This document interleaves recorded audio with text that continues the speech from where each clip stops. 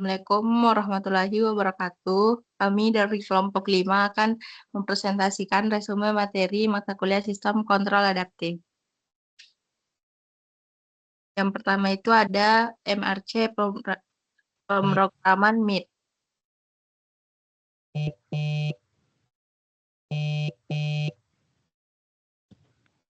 Pemrograman MIT dalam MRAC didefinisikan sebagai mekanisme penyesuaian parameter controller yang didasarkan pada prinsip minimalkan fungsi kerugian loss function melalui pendekatan gradien negatif, sehingga parameter kontrol berubah secara adaptif mengikuti dinamika error antara keluaran sistem dan keluaran model referensi. Menurut Usmawan, mid rule merupakan parameter controller dengan menghitung turunan kepekaan terhadap error, lalu melakukan proses updating menggunakan faktor adaptasi Y untuk memastikan error menuju nol dan keluaran sistem mengikuti model referensi secara real-time. Sementara itu, Yanda Pramanayuda menjelaskan bahwa mid rule menjadi dasar adaptasi pada MRAC karena formulasi matematikanya sederhana dan memungkinkan penyesuaian parameter secara langsung berdasarkan besar kecilnya error, di mana nilai Y sangat menentukan cepat lambatnya respon, tingkat osilasi, serta stabilitas sistem dalam mengikuti model referensi, terutama pada implementasi MRC 1, 2, hingga 3 gamma.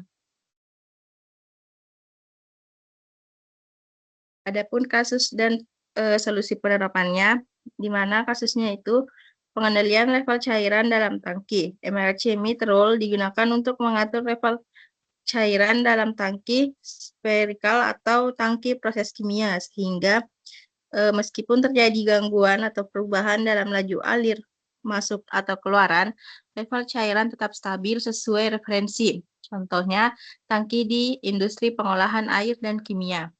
Nah, untuk solusinya itu menggunakan skema MRAC di mana output plan atau tinggi cairan aktual dibandingkan dengan output model referensi ideal, di mana error sama dengan YM dikurangi Y. Digunakan oleh mid rule untuk adaptasi parameter controller secara real time menggunakan persamaan theta sama dengan min Y dikali error dikali P, dengan Y sebagai gain adaptasi dan P sebagai regresor sinyal masukan. Parameter diuji trial and error untuk optimalisasi.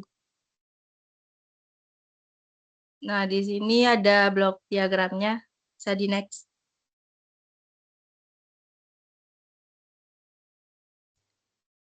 Baik, selanjutnya itu ada kesimpulan di mana pemrograman MIT dalam model Reference Adaptive Control atau MRC adalah mekanisme penyesuaian parameter controller yang adaptif berdasarkan prinsip meminimalkan fungsi kerugian melalui pendekatan gradien negatif.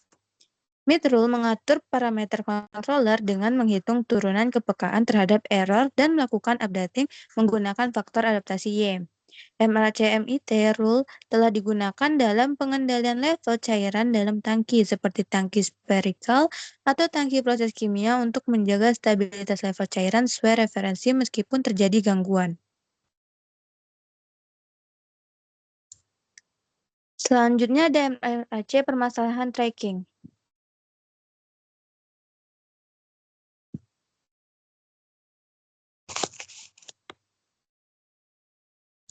Menurut Lano dan San, MRAC adalah suatu skema pengendalian adaptif di mana keluaran sistem dikendalikan agar mengikuti keluaran sebuah model referensi, meskipun dinamika plan tidak diketahui atau berubah-ubah.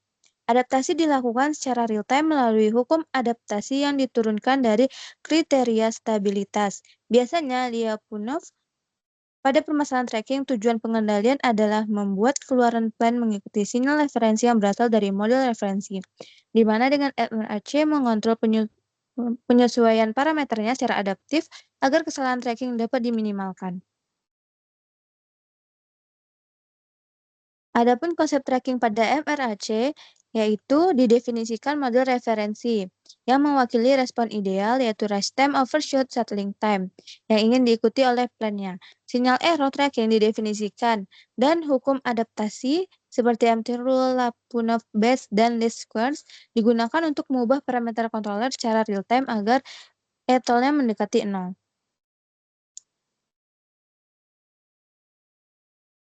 Baik, selanjutnya akan dijelasin oleh rekan saya. Baik, untuk struktur tracking MRAC ini sendiri ada dua, yang dimana satunya direct MRAC, parameter control atau gain, feedback atau feed forward destimasi langsung dari error tracking. Yang kedua ada indirect MRAC, parameter plan diidentifikasi online lalu digunakan untuk menghitung ulang parameter controller agar keluaran tetap mengikuti model referensi. Nah, untuk kasus MRAC pada wind turbine PMSG untuk speed tracking, pada sistem pembangkit listrik tenaga angin dengan generator permanen magnet sinkronus generator atau PMSG, kecepatan rotor harus mengikuti nilai kecepatan optimal yang ditentukan oleh maksimum power point tracking atau MPPT.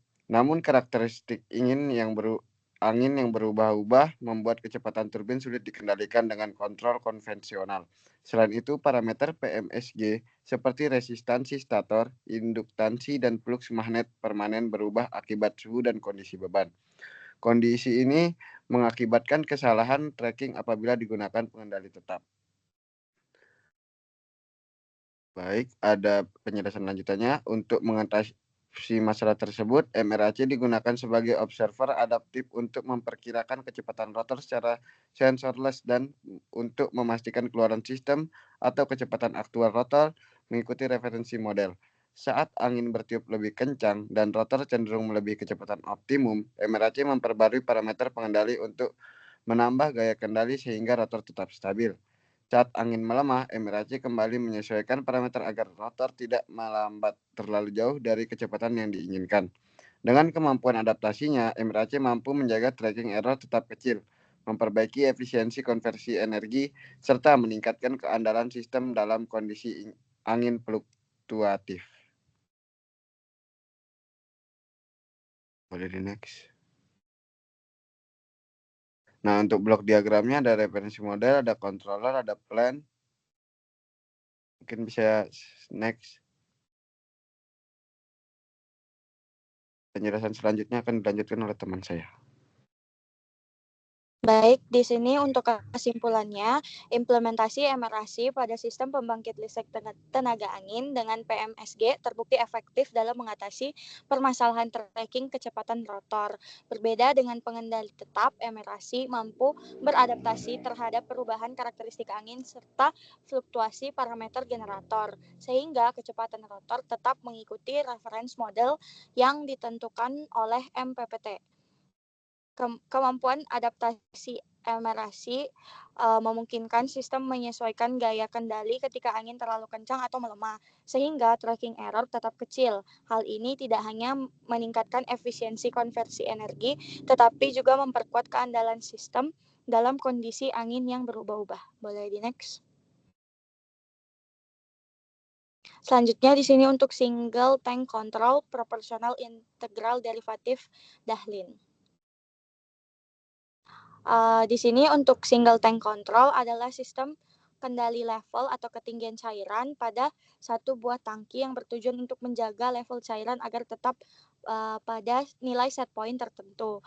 PID controller digunakan untuk mengendalikan level cairan dengan cara yang P itu atau proporsional itu mengurangi error secara langsung. Integral itu menghilangkan error steady state dan derivatif itu memprediksi perubahan error untuk meningkatkan respon transient.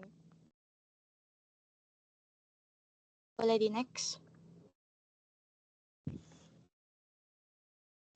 Selanjutnya di sini untuk metode Dahlin itu adalah metode perancangan kontrol digital atau discrete control yang bertujuan untuk membuat respon sistem mengikuti model respon tertutup yang diinginkan. Biasanya berupa respon eksponensial orde 1 dengan waktu tunda tertentu. Jadi single tank control PI di Dahlin itu merupakan kombinasi sistem kendali level sederhana dengan metode kendali digital yang efektif. Metode Dahlin memungkinkan perancangan PID yang lebih terstruktur dan berbasis model, sehingga sangat cocok untuk sistem level cairan yang diimplementasikan secara digital pada PLC atau microcontroller.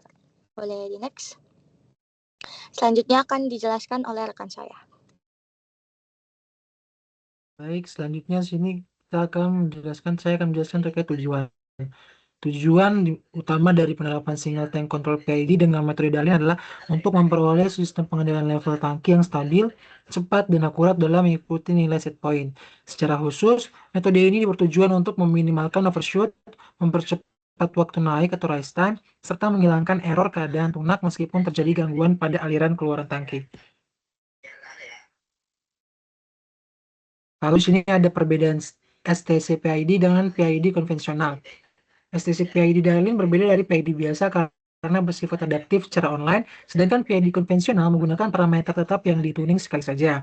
Perbedaan utamanya, tuning parameter atau PID biasa memiliki KC di PID statis setelah tuning manual seperti Ziegler, Nichols, sementara STC PID Dahlin mengupdate parameter secara real-time via identifikasi areas dan rumus Dahlin setiap siklus sampling TS. Lalu ada adaptasi terhadap plan, di mana PID konvensional tidak menyesuaikan diri saat plan berubah-ubah atau non-linearitas atau disturbance, sedangkan Dahlin estimasi model atau G/Z terus-menerus untuk adaptasi otomatis. Kompleksitas implementasi. PID sederhana untuk PLC atau HMI langsung, Dahlin memerlukan blok tambahan identifikasi atau tuning, lebih cocok simulasi MATLAB atau Simulink. Lalu ada yang terakhir, kinerja pada variasi, di mana PID biasa performa menurun pada tank dengan aliran variabel. Dahlin unggul dengan disturbance rejection lebih baik tanpa retuning manual. Sini ada keunggulan Dahlin. Keunggulan Dahlin yaitu dia lebih unggul pada single tank dengan dinamika berubah. Contohnya aliran masuk atau keluar variabel, memberikan disturbance rejection lebih baik tanpa returning manual. Sementara PID biasa memerlukan operator intervensi. Di simulasi couple tank, Dahlin capai RMSE lebih rendah daripada PID statis pada uncertainty tanknya. Kesimpulannya, single tank control atau STC dengan PID metode Dahlin mampu mengendalikan level cairan secara stabil, cepat, dan akurat dibandingkan PID konvensional. Metode Dahlin lebih adaptif karena parameter kendali diperbarui secara online, sehingga kinerjanya tetap optimal meskipun terjadi gangguan atau perubahan dinamika sistem. Metode ini sangat sesuai untuk implementasi sistem kendali digital pada PLC ataupun microcontroller. Sekian dari kelompok 5. Kurang lebihnya mohon dimaafkan. Wassalamualaikum warahmatullahi wabarakatuh. Terima kasih.